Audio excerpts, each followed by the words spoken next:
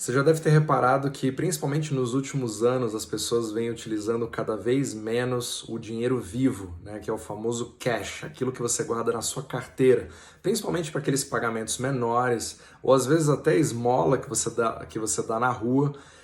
Isso tem sido cada vez menos utilizado e isso está sendo trocado pelos meios de pagamento eletrônicos, né, como os cartões de débito, de crédito, que nem mais se apresentam na forma física hoje em dia. Você vê muitas pessoas que usam o seu celular para pagar com o Apple Pay, o Samsung Pay ou o Android Pay e várias outras formas ali de utilizar, até mesmo o seu próprio relógio. No pulso você pode fazer esses pagamentos de forma fácil.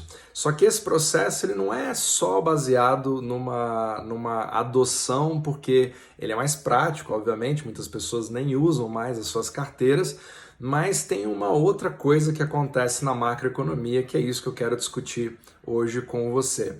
Você percebe que muitos países vêm fazendo ali movimentos para banir aquelas notas mais altas. No Brasil você tem a nota de 100, que ela é cada vez mais rara. Nos Estados Unidos você tem também a nota de 100. Na verdade, o Brasil chegou a lançar a nota de 200 recentemente, mas você percebe que países ali como a Índia, como a China, na própria Europa, na própria Suíça, que permitia você usar notas de 1.000 francos suíços, 5.000 francos suíços, hoje você praticamente não vê nada disso. As pessoas vão, aos poucos, trocando pelo sistema de pagamento eletrônico, pela facilitação do troco e também pelo uso, pelo motivo que se deu ali por esse vírus, né, que assola o mundo, que eu não posso falar o nome aqui.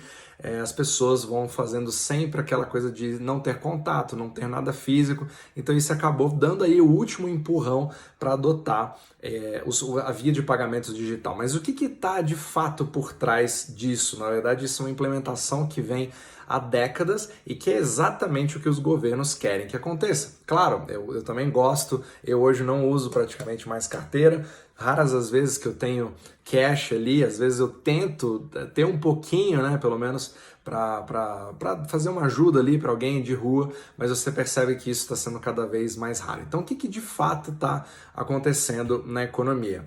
Se você para pensar, não existe nada mais pornograficamente explícito do que uma fatura de cartão de crédito. Quando você vê a sua fatura de cartão de crédito, o banco ali, ele sabe exatamente para onde você foi, quanto você gastou e quando você esteve naquele estabelecimento. Então ele literalmente sabe da sua própria vida. Eu conheço pessoas que elas olham a fatura do cartão de crédito para lembrar onde que elas estavam num determinado momento. Chega o absurdo, né, o cúmulo do absurdo, digamos assim. Mas tirando essa risada ali à parte, essa piada à parte, você vai entender que isso, na verdade, é um movimento que está sendo cada vez mais buscado pelos governos. A partir do momento que você tem aquela economia que ela foi chamada de informal, de forma deliberada, para que você possa entrar no sistema e isso seja registrado de alguma forma.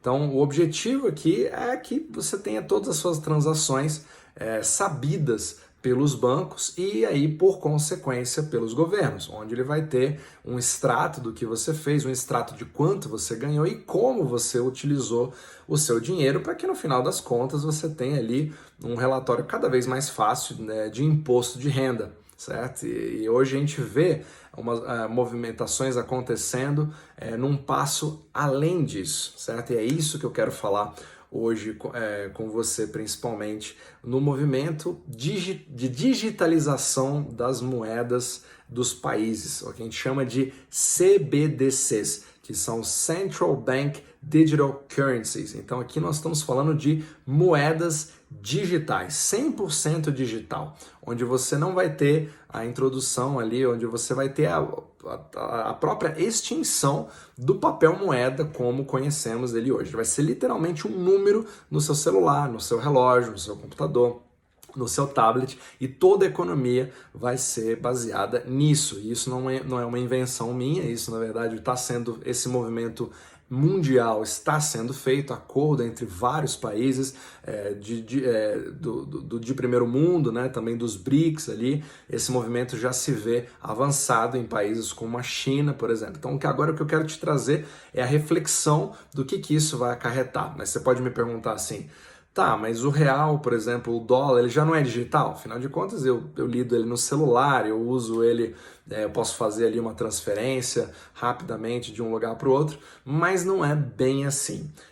Na verdade, o sistema atual, o sistema tradicional, ele usa ali digamos assim, uma encanação antiga. Então você tem moedas que são digitais, que ela aparece, você pode usar no seu computador, o internet banking, né, o online banking, como a gente chama nos Estados Unidos, mas o trâmite de transferência de um banco para outro ainda é no velho sistema SWIFT, que nós chamamos, que é o sistema tradicional, ele é um sistema americano de pagamentos, é usado em comércio exterior, mas ele vem sendo cada vez menos utilizado. Então, e também o fato de você ter esse sistema, essa tubulação antiga, ela é principalmente focada nos bancos. Então os governos, eles não têm um controle total, eles também dependem de relatórios dos bancos. Eles têm um certo controle sobre os bancos, principalmente ali nos Estados Unidos e no Brasil, com o Banco Central do Brasil e o Fed americano. Todos os bancos têm uma conta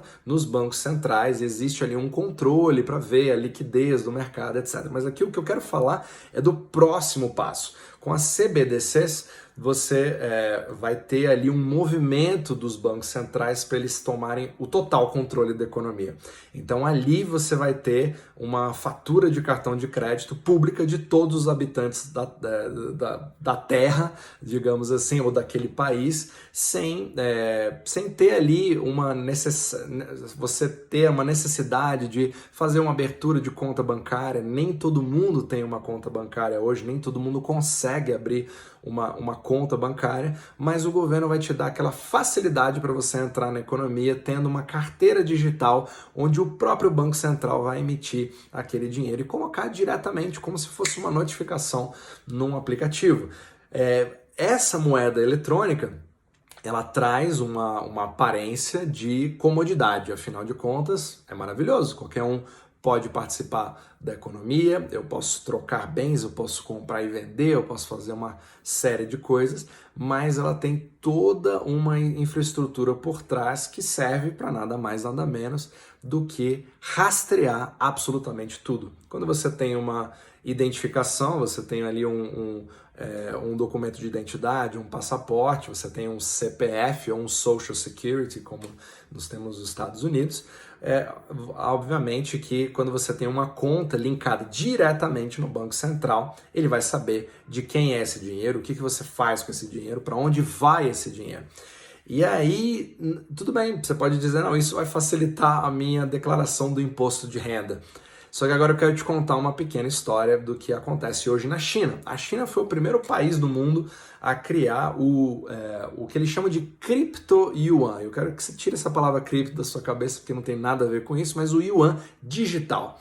Onde ele começou a fazer um teste ali, soltou para mais de 1 milhão de pessoas, onde elas poderiam ter uma carteira diretamente conectada no Banco Central chinês. E aí você pode começar a fazer os seus primeiros gastos. Só que a China, como você sabe, ela é um país comunista, onde o governo é o Partido Comunista Chinês. E, obviamente, que ele quer ver como é que é o comportamento da sociedade e guiar esse comportamento, entre aspas, né, para quem está me ouvindo, guiar de uma forma artificial o que eles gostariam que a população fizesse. Então, vou te dar um exemplo.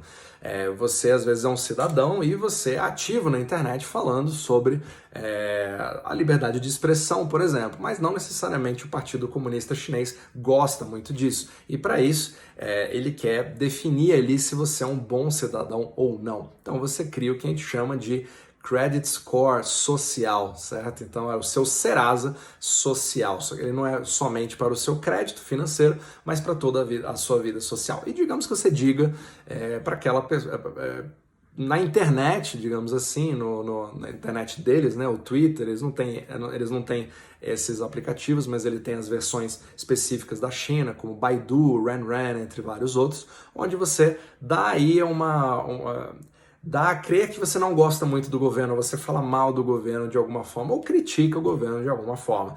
E aí, obviamente, que isso é rastreado na internet por inteligência artificial, pelo grande firewall que você tem na China, e o seu credit score acaba baixando um pouco. Ali de 600 ele vai para 450. Só que, nesse momento, você quer fazer a sua viagem para visitar a sua família, que está ali do outro lado na China, você quer pegar um avião, quer pegar um trem para visitá-los no Ano Novo Chinês, que vai acontecer daqui a pouco, no final do mês. E aí você descobre que na hora do seu pagamento eletrônico, de você fazer o pagamento eletrônico para a companhia aérea, para comprar sua passagem, aqueles yuans digitais que estão na sua carteira não conseguem ser enviados para lá. Por quê? Porque eles estão numa carteira de alguém que não tem o credit score de pelo menos 500, ou seja, você não está qualificado a andar de avião. Você não está qualificado a comprar uma passagem de trem. E é esse o problema que começa a entrar na sua liberdade, certo? Então o governo começa a cercear a sua liberdade, sabendo exatamente o que você vai fazer e estimulando para que você não faça mais aquilo. É a nova prisão digital. E isso acontece porque CBDCs elas são não somente uma moeda, mas elas são programáveis. Ela é uma informação de software e todo software é programado para ele agir de acordo com a vontade do emissor. Então isso já traz um grande alerta para pessoas que são mais libertárias ou que pensam na escola austríaca de economia, e obviamente que isso traz ali a comodidade como um cavalo de Troia para a inserção do comunismo. Talvez você comece a pensar cada vez mais, não, mas isso é uma coisa que só acontece na China, eu estou no meu país, eu estou tranquilo, só que você vai ver que esses bancos centrais se falam de uma forma muito mais intrínseca do que você imagina, e imagina só quando você pensa no Brasil, por exemplo, com a adoção astronômica do Pix, você pode comprar um cachorro-quente, pode até dar esmola para alguém na rua, com o seu Pix, com o seu telefone celular, com o seu e-mail, e essa facilidade, esse pagamento instantâneo sem taxa é justamente a isca para dar o primeiro passo para a digitalização do real no Brasil. Então o Brasil hoje está andando a passos largos, como a Austrália, por exemplo, e a África do Sul, nessa implementação. Outro país que acabou de fazer o anúncio é o México. O México vai introduzir as CBDCs mexicanas em 2024. Então, no próximo capítulo, eu quero falar um pouquinho de por que isso soa o grande sinal, e às vezes para você que está achando que, então, nesse caso, estamos todos numa situação bastante complicada, onde não tem saída. E é sobre essa saída que eu quero começar a falar cada vez mais no próximo capítulo. Um abraço.